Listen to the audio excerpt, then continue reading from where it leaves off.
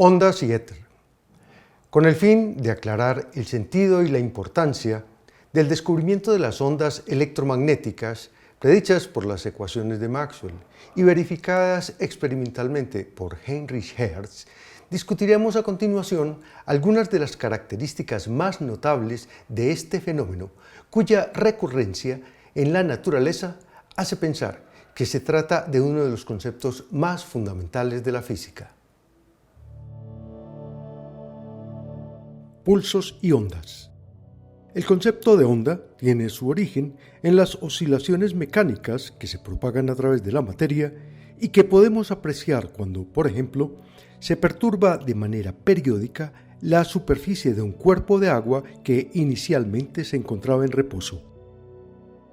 Cada uno de los elementos de la perturbación se denomina un pulso y se caracteriza por su duración y la intensidad con la que perturba el medio. Una serie periódica de perturbaciones genera un tren de pulsos que es lo que constituye una onda.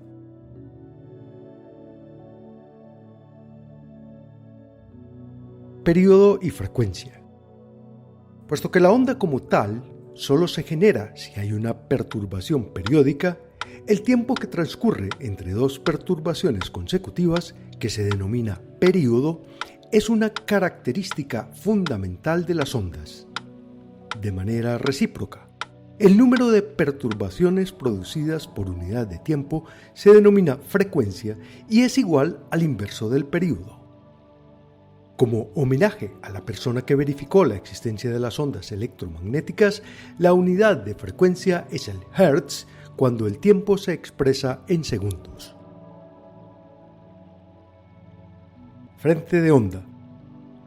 El conjunto continuo de todos los puntos de un medio que exhiben el mismo grado de perturbación se denomina frente de onda. Los frentes de onda de una perturbación que se produce en un punto de la superficie de un estanque son círculos concéntricos al foco de la perturbación. De manera similar, los frentes de onda que se generan por una perturbación en un punto del espacio se propagan como superficies esféricas concéntricas al foco de la perturbación. Rayo. La trayectoria perpendicular a los frentes de onda se denomina rayo e indica la dirección de propagación de la onda en un punto. Los rayos correspondientes a frentes de onda plano son paralelos entre sí. Longitud de onda. La distancia entre dos frentes de onda consecutivos a lo largo de un rayo se denomina longitud de onda. Ondas longitudinales. Cuando las oscilaciones del medio perturbado tienen la misma dirección que la de la propagación de la perturbación, las ondas se denominan longitudinales. Un ejemplo de este tipo de ondas son las que se producen en un resorte que se comprime o se expande a lo largo de su eje. El sonido también es un caso de ondas longitudinales de presión. Ondas transversales. Cuando las oscilaciones del medio perturbado tienen una dirección perpendicular a la de la propagación de la perturbación, las ondas se denominan transversales. Las ondas que se propagan en una cuerda tensa, en la superficie del agua o en una membrana estirada son de este tipo.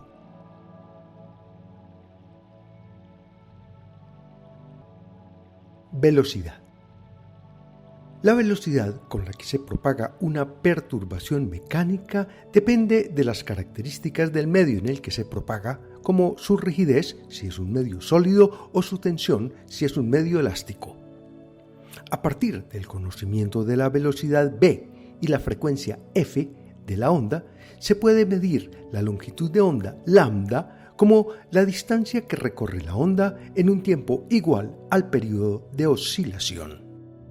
De acuerdo con esta definición, en una dimensión todo par de puntos consecutivos que tengan el mismo grado de perturbación están separados por una distancia igual a la longitud de onda. A partir de esta definición de longitud de onda, se puede establecer la siguiente relación entre la velocidad, la frecuencia y la longitud de onda. La velocidad es igual al producto de la longitud de onda por la frecuencia.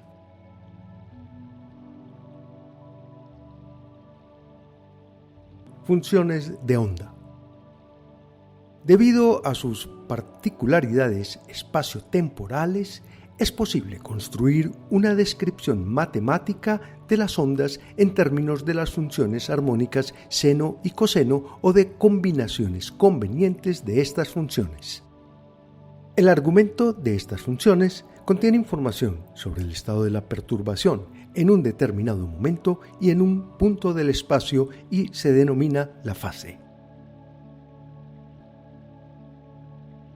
Superposición e interferencia.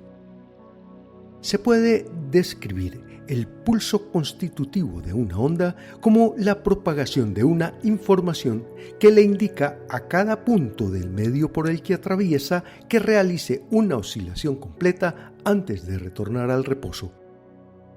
Un tren de pulsos, es decir, una onda, hace que, mientras pasa la onda, cada punto del medio por el que atraviesa oscile con la misma frecuencia de la fuente que generó la onda.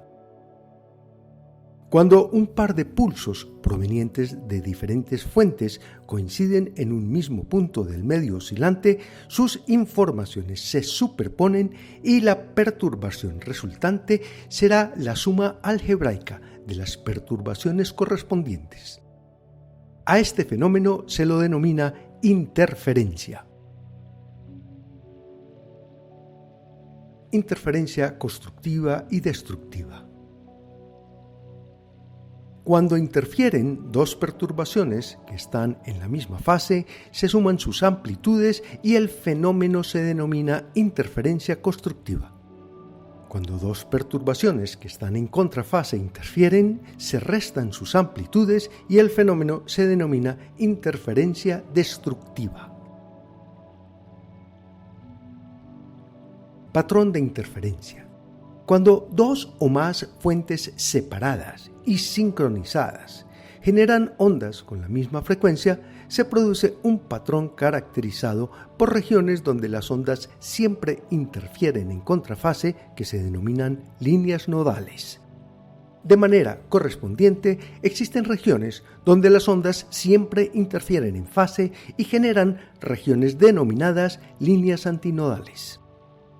El conjunto de líneas nodales se denomina patrón de interferencia.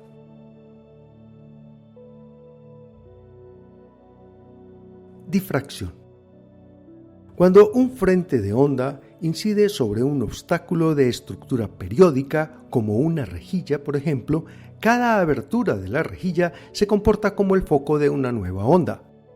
La superposición de todas las ondas generadas de esta manera produce un patrón característico de líneas nodales que se denomina patrón de difracción.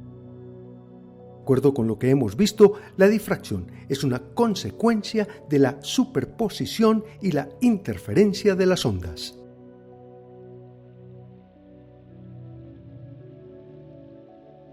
Teoría ondulatoria de la luz.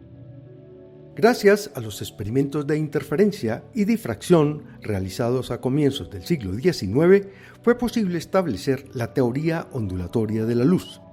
Entre estos se destaca el experimento de Thomas Young de la doble rendija. Cuando se ilumina con una fuente de luz monocromática un par de rendijas perforadas en una placa de ancho y separación conocidas, se produce un patrón de difracción que se puede proyectar en una pantalla y en el cual se relacionan de manera muy precisa el ancho y la separación de las rendijas con la longitud de onda y la separación entre la placa y la pantalla de proyección. Gracias a esta notable propiedad de la luz, es posible obtener información sobre las características microscópicas de algunas superficies, como las alas de las mariposas o la densidad de puntos de información grabados en un disco compacto. Ondas electromagnéticas. Unos 20 años después de que Maxwell predijera que las perturbaciones del campo electromagnético se propagan como ondas transversales a la velocidad de la luz, Heinrich Hertz verificó experimentalmente su existencia luego de detectar los puntos nodales que se producían entre unos reflectores de aluminio convenientemente dispuestos en su laboratorio como consecuencia de la reflexión e interferencia de las ondas generadas por un oscilador eléctrico.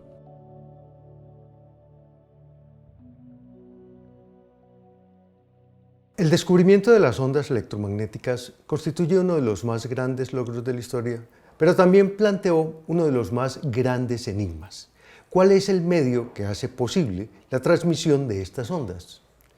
Esta pregunta surgía de manera natural al considerar que el origen del concepto de onda proviene del estudio de las oscilaciones de los medios elásticos y que el verbo ondular presupone la existencia de un sujeto que ondule. No obstante la imposibilidad de verificar la existencia del supuesto medio de transmisión, este recibió el misterioso nombre de éter y la fallida empresa que constituyó su búsqueda abrió el camino para nuevos y sorprendentes desarrollos de la ciencia.